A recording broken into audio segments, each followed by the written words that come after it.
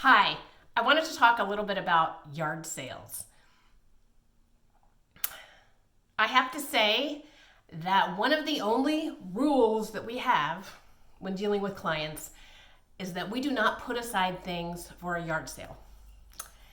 And the reason for that is everybody knows somebody who, oh, they made $600 at a yard sale.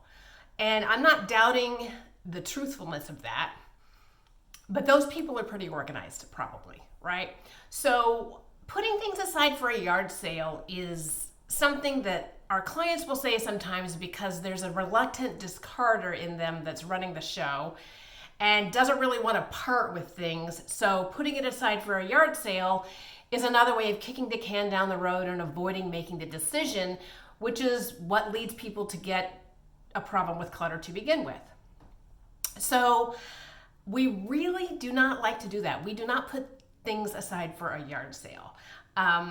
Part of living an organized life and being organized for life is making the decisions about things. And putting something aside for a yard sale isn't making the decision. I really doubt that people would actually do the yard sale. Yard sales are a lot of time, they're a lot of trouble. You have to be organized. And even if the person did have a yard sale, basically it's not about the money, because if you price things at $1, people are going to offer a dime. If you price things at a dime, they'll offer a penny. So it's not a good way to make money, and it doesn't leave the space organized. So I think a lot of our clients have come to this conclusion on their own, but just wanted to say that yard sales are not the way to get organized.